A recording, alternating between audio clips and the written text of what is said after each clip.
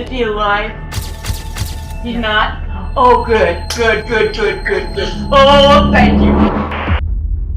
This is 63-year-old Cynthia Cdebaca, once known as a kind grandmother and loving wife.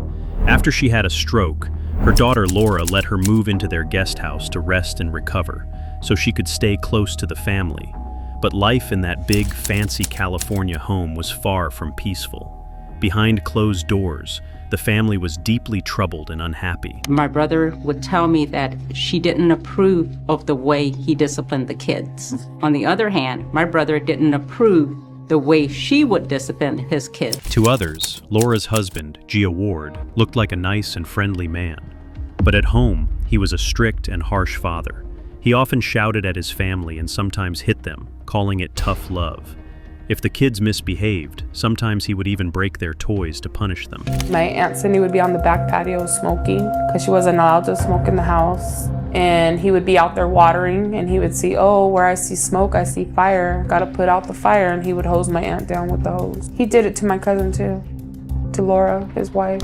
At one point, Gia Ward even threw away the ashes of Cynthia's late husband. Despite everything he did, the family continued to live with his behavior. Then came the day when everything changed for the worse. Cynthia had already bought a revolver from a nearby gun shop. All she needed was a reason to use it. That moment came on her 62nd birthday. Just before she was about to leave for her granddaughter's spelling bee, Gia Ward said something that filled her with rage. You can't go like that because it looks like you're ghetto in this. Just minutes later, the sound of 5 gunshots echoed through the neighborhood. Then came 5 more, and then another 5. Gia Ward's body was later found lying on the kitchen floor, shot 12 times from head to toe. While this was happening, Cynthia went to a nearby Denny's for breakfast, then continued on to a casino to celebrate her birthday, showing no sign of remorse or concern. But because of her troubled past with Gia Ward, it didn't take long for police to consider her the main suspect. They found and arrested her at a coffee shop just a few hours after the shooting. After all, who would ever believe that a sweet old grandmother had just killed her own daughter's husband? Cynthia believed that if she told a few lies and acted the part, she could easily walk free. Well, unfortunately, Laura's husband has passed away. Huh? We're going to ask you some questions. We're going to ask you some questions because we're trying to figure out what happened today, okay? All right. Likely realizing that her act wasn't fooling anyone, it didn't take long for her to drop it. Her fake tears quickly turned into anger and clear hate. What did you think of him?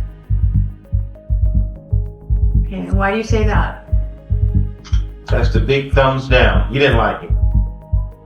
Eventually, Cynthia started talking and told the detectives about the abuse her family had gone through because of Gia Ward. She spoke about how he sprayed them with water, yelled at his kids, and even choked his wife. The detectives now knew that Cynthia didn't like Gia Ward, but they were not prepared for what she said next. Did anybody try to stop him? Can't stop him. It sounds like somebody had to stop him. Or I did. I was guilty. okay. Somebody had to stop him. I did. Okay, it's okay. Is he dead? You tell me. Gotta be dead. I think he's dead. I hope so. Cynthia admitted to the crime almost right away, and soon after, she gave a chilling account of the violent events that took place. You got your gun from your purse, and then what happened? Went and shot him. Wasn't enough. After she fired all 5 shots out of that revolver, she chose to go all the way to her car and reload 5 more rounds into her gun.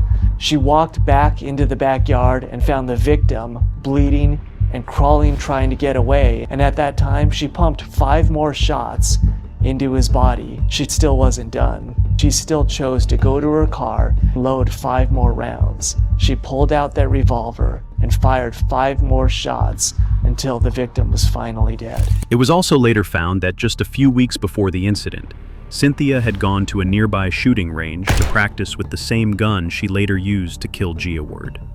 This was another clear sign that the murder was planned ahead of time. But most planned killings are done in a moment of strong anger, where the person is desperate to make sure their target doesn't survive. It's rare to see one carried out with such calm and indifference. Did you check to see if he was dead? I didn't care. And it seemed like she really didn't care. Right after the murder, she went on with her day, having breakfast, gambling, and drinking coffee to celebrate her birthday.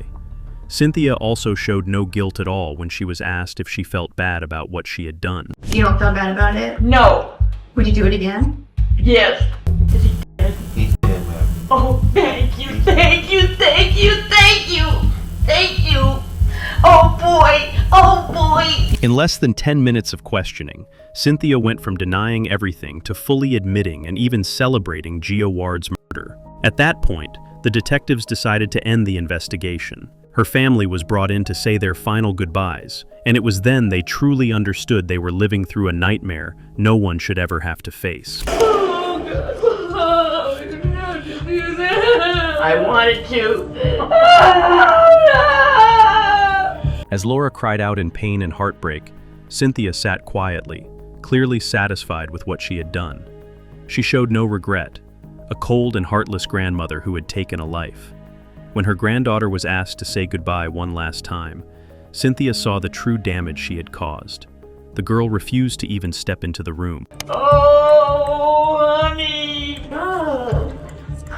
Don't kiss me, please. No, you killed my dad. The idea of Cynthia being a cold-blooded killer grandmother became even clearer when a detective told her to pray to a higher power for mercy in the justice system. Her reply made it obvious just how little she cared. Whoever you pray to, you make sure that I don't you pray to anybody. call us a higher power. I prayed today. Okay. First time I ever prayed. What'd you pray for?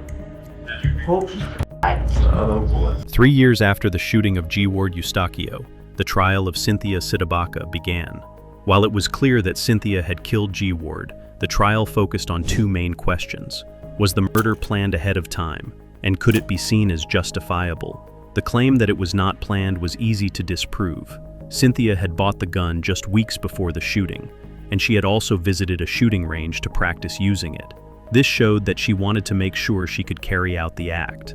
Her own words during the police interview also made it harder to believe it was not planned. 13 years I wanted to go get him. I'm devastated. The idea that the murder might be justifiable was harder to argue against. Cynthia said G. Ward had abused the family, both with words and violence. Even G. Ward's wife, Laura, supported this claim.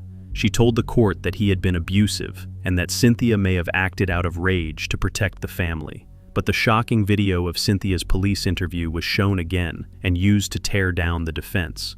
A few weeks later, the final decision was made. And fix the degree thereof as murder in the first degree. This is a tragedy. I love my mom. I love Gerard. There's no win here. Not for anyone. It's just complete sadness. Cynthia Cdebaca was sentenced to 50 years in prison. At 65 years old, this meant she would spend the rest of her life behind bars, carrying the burden of her actions with her until the day she dies.